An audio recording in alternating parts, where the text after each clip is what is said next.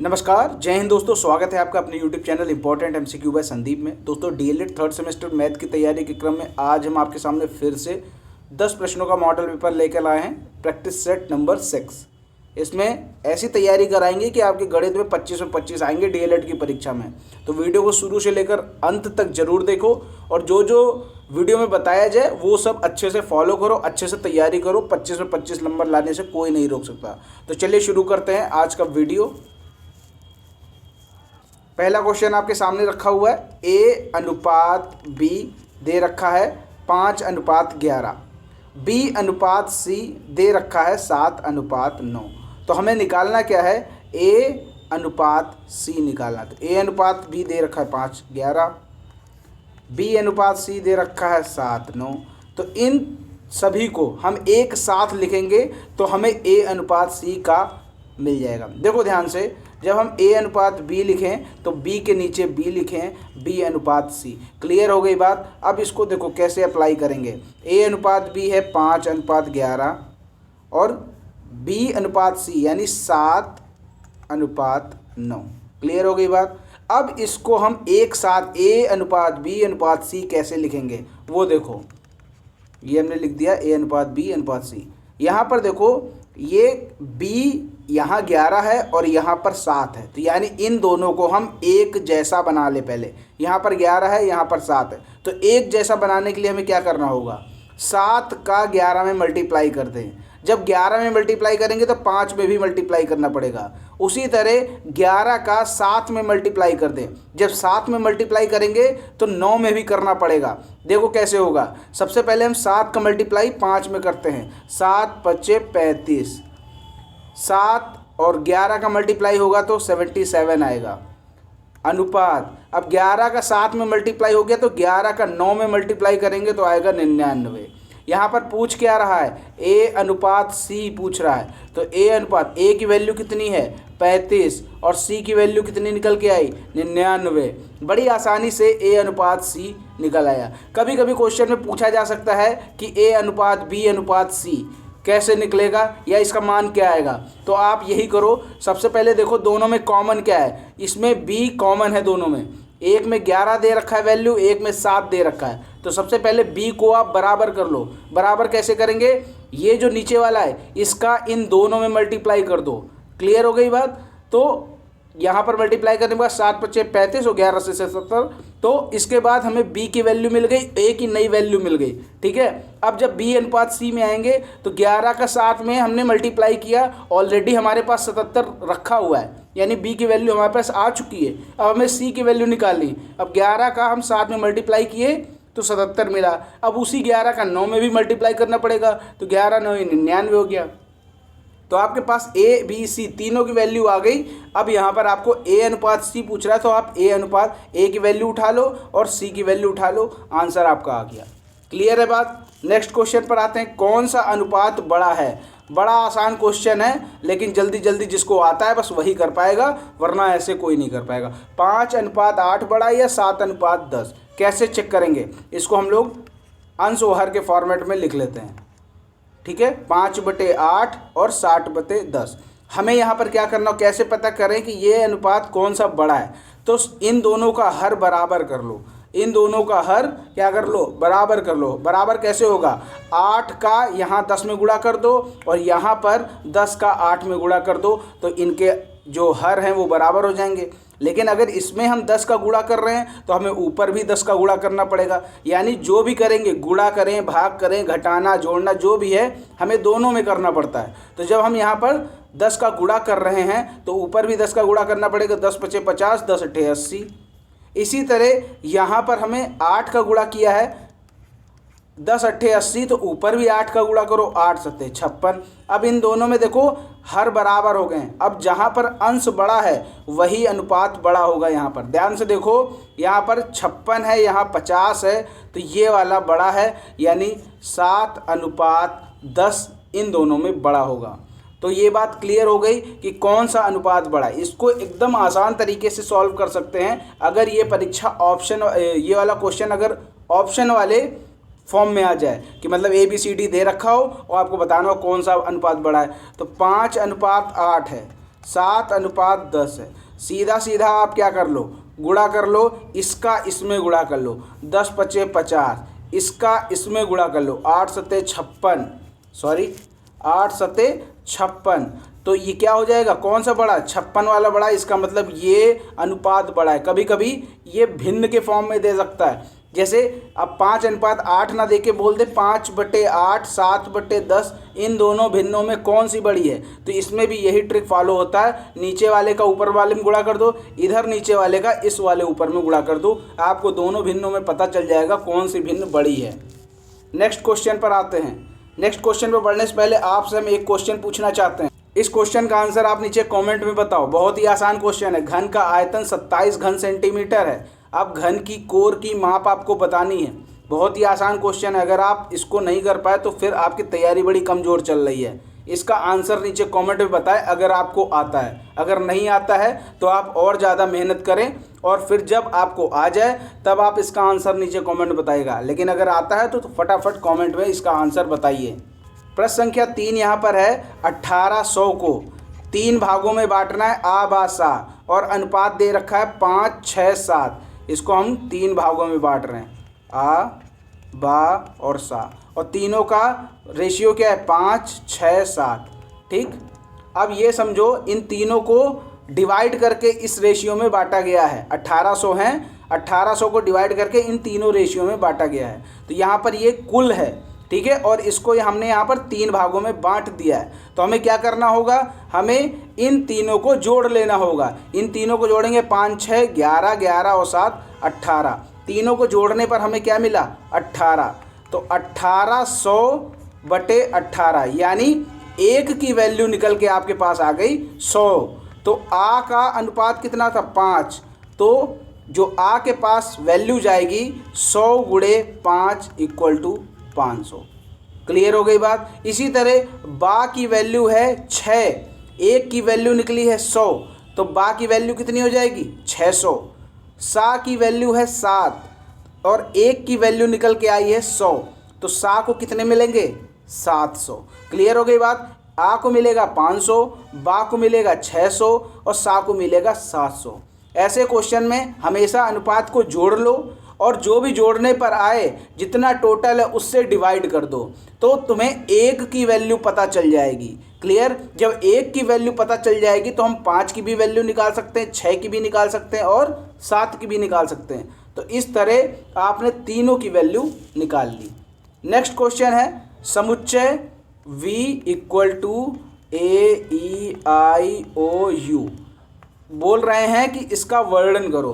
तो वर्णन सीधा सीधा ये करना है। ये सब क्या हैं, ये सब अंग्रेजी वर्णमाला के वॉवेल्स हैं, ठीक है, अंग्रेजी वर्णमाला के।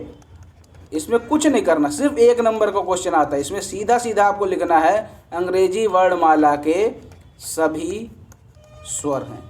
अगर कभी ये पूछ दे कि ये समुच्चय किस प्रकार का है तो आपको ये बताना है कि ये एक सीमित समुच्चय है। ठीक, दोनों तरह से क्वेश्चन आ सकता है, तो हम आपको दोनों तरीके से बता दें। सीमित समुच्चय क्यों है, क्योंकि इसमें संख्या लिमिटेड है। 1 2 3 4 5 5 ही संख्या हो सकती हैं। अंग्रेजी वर्णमाला में सिर्फ 5 ही वॉवेल्स होते हैं, तो ये एक सीमित समुच्चय है।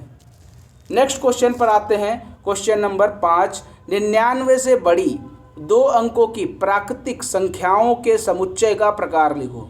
अब 99 से बड़ी 2 अंकों की, तो 99 से बड़ी 2 अंकों की तो कोई संख्या होती ही नहीं है। जैसे ही 99 के हम अगली संख्या में जाएंगे 100, तो वहाँ पर 3 संख्याएं हो जाती हैं। तो ऐसी कंडीशन में क्या होगा कि इसमें कोई समुच्चय नहीं बनेगा, यानी समुच्चय आपका खाली होगा। तो अगर हम समुच्चय को लिखना चाहें तो हम खाली समुच्चय लिखें, या फिर हम इसको फाई के फॉर्म में लिख सकते हैं। अगर ये प्रकार पूछ रहा है तो यहाँ पर हम लेंगे रिक्त समुच्चय। ये इसका प्रकार, पिछले वीडियो में हमने समुच्चय के प्रकार के बारे में चर्चा करी थी, सारे समुच्चय आपको बताए थे। चलिए नेक्स्ट क्वेश्चन पर आते हैं। कमरे का फर्श का परिमाप 72 मीटर है एवं चारों दीवारों का क्षेत्रफल 288 वर्ग मीटर है। ऊंचाई ज्ञात करनी है आपको। तो सबसे पहले परिमाप के बारे में पढ़ लो। परिमाप का फॉर्मूला क्या होता है? ये फर्श है यानी आयताकार, हम इसे समझेंगे जब कुछ नहीं दिया है। तो इसका फॉर्मूला होता है 2 ब्रैकेट में L+B। ठीक है, अब परिमाप दे रखा है 72, तो इसको इसी फॉर्मूले में लगा दो। ये 2 बराबर के उस तरफ चला जाएगा, 72 को जब 2 से डिवाइड करेंगे तो आएगा 36, यानी L+B कितना आया, लंबाई प्लस चौड़ाई कितना आ गया, 36 आ गया। ठीक है, अब यहाँ पर इसके आगे हमें कुछ पता नहीं है। अब अगले लाइन में चलो, चारों दीवारों का क्षेत्रफल 288 वर्ग मीटर है। तो चारों दीवारों का क्षेत्रफल वाला फार्मूला लगाओ, वो क्या होता है, 2HL+B। ठीक है, तो चारों दीवारों का क्षेत्रफल दे रखा है, तो चारों दीवारों के क्षेत्रफल के नीचे वही हम वैल्यू रख देते हैं 288, जैसे कि आपके क्वेश्चन में दे रखी है। तो 2H यहाँ रख देते हैं, L+B की वैल्यू दे रखी है 36। ठीक, ये हो गई 2H ये वाला, और L+B की वैल्यू भी दे रखी है 36। तो यहाँ पर 36 और 2, इन दोनों को उठा के बराबर के उस तरफ भेजो। यहाँ पर 2 है, ये 36 है, 36 और 2 का गुणा करोगे तो आएगा 72। 36 दूना 72 होता है, तो बटे में 72 हो जाएगा, और H यहाँ पर लिख देते हैं। जब 72 को 7 चौको 28, 2 चौको 8, 4 आएगा इसका आंसर। इसकी ऊंचाई पूछ रहा है, तो इसकी ऊंचाई निकल के आ गई 4 मीटर। चूँकि सारी इकाई मीटर में है, तो ये ऊंचाई भी आपकी मीटर में निकल के आएगी। तो ये चीज़ आपको क्लियर हो गया होगा। थोड़ा अगर समझने में दिक्कत है तो वीडियो को रिवाइंड करें, उसको दोबारा से देखें। सीधा इसमें कुछ किया नहीं गया, सीधा इसमें जैसे बताया गया क्वेश्चन में वैसे ही। सबसे पहले तो कमरे की फर्श का परिमाप दे रखा है 72 मीटर, तो हमने परिमाप का ही फॉर्मूला लगा दिया। परिमाप इक्वल टू 2 ब्रैकेट में L+B। परिमाप कितना है, 72, प्रश्न में दे रखा है तो 72 रख दिया, और इसको एज इट इज़ उतार दिया। अब ये 2 उठा के हमने इसके नीचे रखा, क्योंकि ये मल्टीप्लाई में है, इधर जाएगा डिवाइड में हो जाएगा। तो 72 को जब हम 2 से डिवाइड करेंगे तो आएगा 36, और L+B एज इट इज़ रख दिया। 2 तो यहाँ चला गया, बचेगा L+B, वो यहाँ हो गया। अब अगली लाइन में पूछ रहा है चारों दीवारों का क्षेत्रफल 288 वर्ग मीटर है। तो चारों दीवारों का क्षेत्रफल का फॉर्मूला लगा दिया, चारों दीवारों का क्षेत्रफल बराबर 2HL+B। तो चारों दीवारों का क्षेत्रफल के नीचे उसी का जो क्षेत्रफल दे रखा है प्रश्न में वही रख दिया, 2H एज इट इज़ रख दिया। L+B की वैल्यू अभी हमने परिमाप से निकाली है 36, तो उसको यहाँ पर रख दिया। अब हमें H की वैल्यू चाहिए, यानी ऊंचाई चाहिए, तो बाकी नंबर्स को दूसरी तरफ भेजो। 36 दूना 72, तो 288 बटे 72 हो जाए, क्योंकि 72 इधर मल्टीप्लाई में है, इधर जाएगा डिवाइड में हो जाएगा। 288 को 72 से जब हमने डिवाइड किया तो आपका आंसर आ गया 4 मीटर। क्लियर है, तो यहाँ पर ऊंचाई कितनी निकल के आ गई, 4 मीटर। नेक्स्ट क्वेश्चन पर आते हैं, चक्रीय चतुर्भुज क्या होता है। बहुत बार बता चुके हैं। देखो, चक्रीय चतुर्भुज ऐसा चतुर्भुज होता है, अगर परिभाषा की बात आए लिखने को, क्योंकि 1 नंबर या 2 नंबर, 1 नंबर में आएगा तो सिर्फ परिभाषा पूछेगा, 2 नंबर में आएगा तो कहेगा चित्र भी बनाओ। चक्रीय चतुर्भुज क्या होता है, ऐसा चतुर्भुज जिसके चारों शीर्ष वृत्त की परिधि पर होते हैं।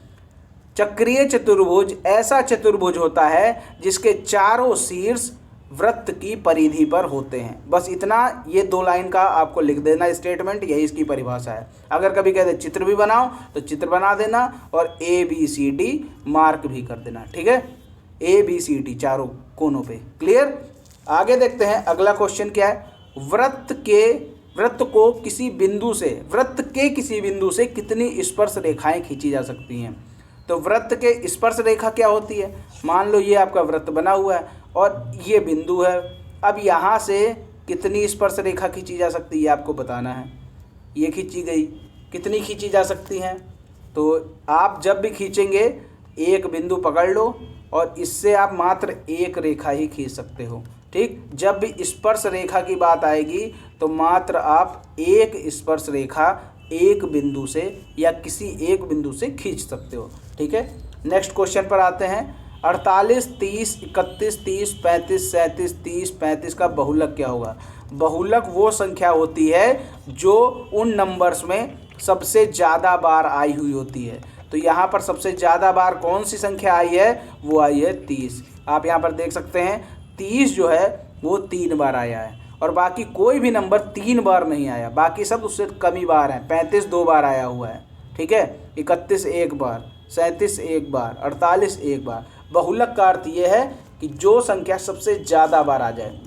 अगला क्वेश्चन है, आसान सा क्वेश्चन है, आसान सा इसलिए क्योंकि इसको कई बार कराया जा चुका है इस तरह के क्वेश्चन, तो उम्मीद करता हूँ ये आपके अच्छे से समझ में आ गया होगा। 9x² माइनस 64, क्या करेंगे इसको, यहाँ पर आपको दिख रहा होगा कि 9 किसी का स्क्वायर है, 64 किसी का स्क्वायर है, 9 किसका स्क्वायर है, 3 का, और x में ऑलरेडी स्क्वायर लगा हुआ है तो 3x को एक साथ लिख लो। 64 किसका स्क्वायर है, 8 का, 8 का स्क्वायर लिख लो इसको, ठीक है। 1 से लेकर 20 तक स्क्वायर याद कर लो, रट्टा मार लो, कैसे भी याद कर लो, कभी मत भूलो, हर जगह काम आता है आपका।